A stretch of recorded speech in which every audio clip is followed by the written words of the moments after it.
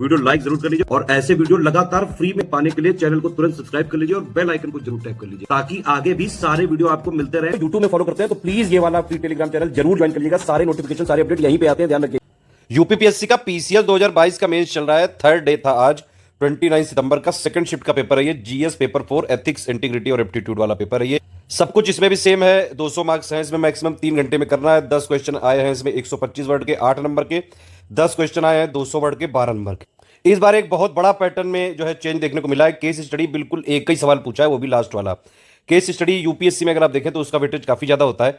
UPPSC में वैसे ही काफी कम वेटेज था, लेकिन इस बार बिल्कुल ही घटा दिया। एक ही क्वेश्चन पूछा है सिर्फ केस स्टडी का। बाकी पूरा का पूरा पेपर थ्योरी बेस्ड है। सिंपली जो ऑफिशियल सिलेबस में जितने पॉइंट दिए हुए हैं, यूपीपीएससी के ऑफिशियल सिलेबस में जो पॉइंट दिए हुए हैं, उनकी बेसिक अंडरस्टैंडिंग आपको बहुत जरूरी थी।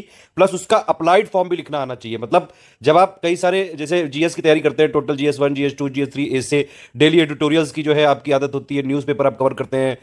देखिए एक चीज समझ लीजिए, आप न्यूज़पेपर की एनालिसिस कहीं से भी करें, लेकिन कम से कम एडिटोरियल वाला जो पोर्शन है वो आप ऐप डाउनलोड कर लीजिए, या द हिंदू या इंडियन एक्सप्रेस वाला, वो खुद पढ़ा करिए, क्योंकि खुद की समझ डेवलप होना बहुत जरूरी है। अदरवाइज कभी कभी जब इस तरह के अप्लाइड क्वेश्चन पूछ लिए जाते हैं, हालांकि ज्यादातर क्वेश्चन डायरेक्टली थ्योरी से थे, एक आध क्वेश्चन अप्लाइड भी थे, तो इस तरह की अगर समझ बेस्ड क्वेश्चन आते हैं ना, तो वो आपको खुद आंसर करने चाहिए। वो धीरे धीरे थॉट प्रोसेस वैसा बन जाता है। धीरे धीरे आप पढ़ते जाते हैं, समझते जाते हैं, ब्रेन स्टॉर्मिंग करते जाते हैं, चीजों को कनेक्ट करना सीखते हैं। अगर आप कोई चीज पढ़ रहे हैं मेंस के लिए, तो चीजों को कनेक्ट करना बहुत ज्यादा जरूरी है। और मेंस में सिलेक्शन के लिए एक चीज सबसे ज्यादा जरूरी है, बाकी कुछ भी कर लो नहीं हो सकता है। अगर आपने आंसर राइटिंग लगातार नहीं की तो कुछ नहीं होगा। पीवाईक्यू आपको देखने पड़ेंगे। 2018 से यूपीपीएससी का मेंस का पैटर्न चेंज हुआ है। 2021 तक के पूरे मेंस के पीवाईक्यू विद मॉडल आंसर, और प्लस कैसे क्वेश्चन लिखा जाता है, किस टाइप के क्वेश्चन का आंसर कैसे लिखते हैं, एवेलुएट का क्या मतलब होता है, एनालाइज का क्या मतलब होता है, इलस्ट्रेट का क्या मतलब होता है, एलेबोरेट का क्या मतलब होता है, क्रिटिकली एनालाइज का क्या मतलब होता है, सारी चीजें हमने बाकायदा बताई हुई है एक types of question in mains exam वाले वीडियो में, और प्लस पीवाईक्यू वाली प्लेलिस्ट में भी हमने दिया हुआ है। चलिए देख लेते हैं क्वेश्चन किस तरह के पूछेंगे। सारे क्वेश्चन यहाँ पे अनिवार्य हैं, कोई ऑप्शन नहीं है। यहाँ पे ऑप्शनल वाले में होता है कि 8 में से आपको 5 करने हैं। पहला क्वेश्चन है ये कि आपको डिफरेंशिएट करना है डेमोक्रेटिक एटीट्यूड और ब्यूरोक्रेटिक एटीट्यूड जो पब्लिक सर्वेंट करता है उसके बीच में। ये सारे क्वेश्चन विद मॉडल आंसर 2022 का भी हम जल्द लाने वाले हैं। जीएस 1 2 3 4 का पूरा लाएंगे। हिंदी का हमने आपको ऑलरेडी दे दिया है पेपर 2022 का सॉल्व करके। एसे में भी मॉडल ऐसे लिख के जो है आपको दिया जाएगा जल्द। और ये जीएस 1 2 3 4। नेक्स्ट है इसमें role of persuasion in relation to public protest with proper argument. Next है इसमें निष्पक्षता को परिभाषित करना है, और रोल क्या होता है इंपार्शियलिटी का, जो वीकर सेक्शन है उनकी प्रॉब्लम सॉल्व करने में। बताइए आप इनमें से कोई आंसर लिख सकते हैं? अगर आप लिख के यहाँ पे कमेंट में दिखाएंगे तो आपको बाकायदा इवैल्यूएट किया जाएगा। अब देखिए ये क्वेश्चन डायरेक्टली थ्योरी में ही दिया हुआ है। जितने जीएस के 4 के पॉइंट हैं डायरेक्टली आप वो पूरे कम से कम पढ़ डालिए एक बार, तो मैक्सिमम क्वेश्चन आपके एथिक्स में ऐसे ही हो जाते हैं। ये ट्रेंड जो था 2019 में भी यही ट्रेंड रहा था, 2020 में भी यही ट्रेंड रहा था, और 21 में भी कुछ इसी तरह से पूछा गया था, और फाइनली 22 में भी यही ट्रेंड यहाँ पे फॉलो किया। बस ये एकदम से बदल दिया कि केस स्टडी एक ही क्वेश्चन पूछा है, वो भी लास्ट वाला। ये वाले क्वेश्चन भी डायरेक्टली आए कि भैया सिविल सर्वेंट के कॉन्टेक्स्ट में डेडिकेशन और अकाउंटेबिलिटी को डिस्क्राइब करना है। फिर छठा क्वेश्चन है एडमिनिस्ट्रेशन एक मोरल एक्ट है, और एडमिनिस्ट्रेटर जो होता है वो मोरल एजेंट होता है। यहाँ पे एक्सप्लिकेट करना है ये सेंटेंस को, ठीक है। अब हिंदी में अगर आप पढ़ेंगे तो स्पष्ट ही है, लेकिन कई जगह इंग्लिश के जो अलग अलग वर्ड होते हैं, ये जो किस तरह से जो एग्जामिनर खेलता है, इसके लिए आपको प्रैक्टिस के साथ साथ इन वर्ड्स का एग्जैक्टली मीनिंग भी आपको पता होना चाहिए। देखिए प्रॉपर इंग्लिश में मत जाइए कि भैया इंग्लिश ही पूरी अच्छी कर लो, कंटेंट अच्छा होना चाहिए, समझ रहे हैं। इंटेंट अच्छा हो, थोड़ी बहुत ग्रामेटिकल मिस्टेक को जो है एग्जामिनर भी कर देते हैं, लेकिन बहुत भारी नहीं, लेकिन कंटेंट जो कीवर्ड्स हैं वो अच्छे यूज करने चाहिए, अच्छे मतलब जो रिलेवेंट हो। फिर नेक्स्ट क्वेश्चन है क्या आप स्वीकारते हैं कि जो जन संस्थाएं हैं जनता के अधिकारों के संरक्षण में सफल हुई हैं? अब देखिए नेक्स्ट क्वेश्चन कितना अच्छा क्वेश्चन पूछा है ये। अंतरात्मा की आवाज से आप क्या समझते हैं? लोक सेवकों के जो कर्तव्य निर्वहन में ये किस प्रकार मदद करती है? ये भी एक तरह से इंटीग्रिटी के डेफिनेशन बेस्ड सवाल है कि कौन कौन से सर्कमस्टेंसेस होते हैं जिससे किसी अधिकारी की सत्यनिष्ठा के बारे में संदेह उत्पन्न करती है। नेक्स्ट क्वेश्चन आप देख सकते हैं, इसमें डायरेक्टली कोड ऑफ एथिक्स और कोड ऑफ कंडक्ट के बीच में डिफरेंशिएट करने को बोला है, टॉलरेंस और कंपैशन के बीच में।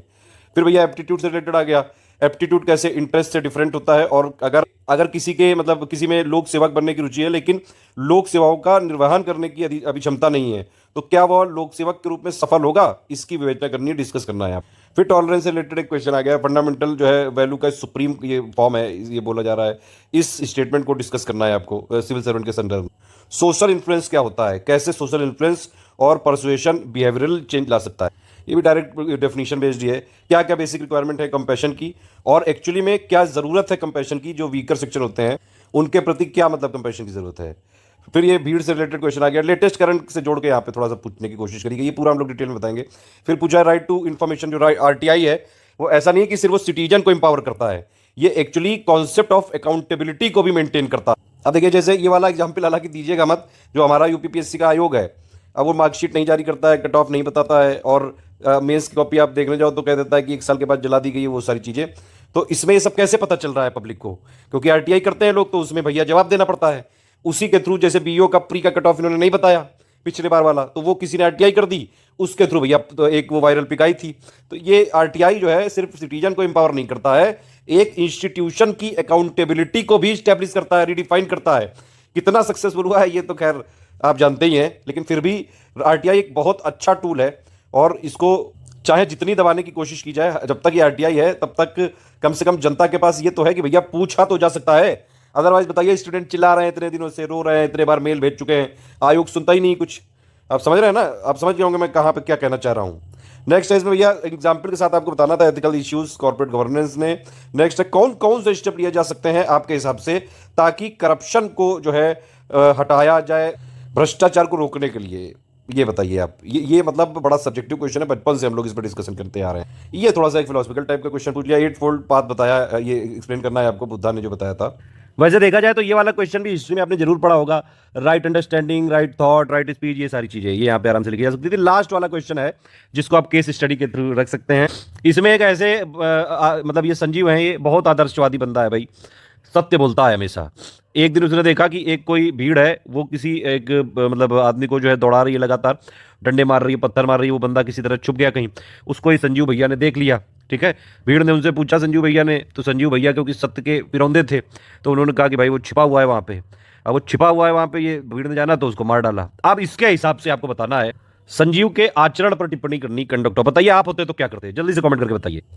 यूपीपीएससी के प्रीवियस ईयर पेपर अगर आपको डाउनलोड करने हैं प्री के मेंस के, ये वाला टेलीग्राम चैनल जरूर ज्वाइन कर लीजिएगा, और ज्वाइन करके रखिएगा सारे नोटिफिकेशन अपडेट, जीएस जीके के, करंट अफेयर के, कई सारी important picks, latest notification update सब यहीं पे मिलता है, प्लीज इसको ज्वाइन जरूर करके रखिए। हमारे कई सारे पेड ग्रुप चल रहे हैं, पीसीएस आरओ बीईओ के और प्लस बीपीएससी के, इन नंबर पर कॉल करके जानकारी ले सकते हैं।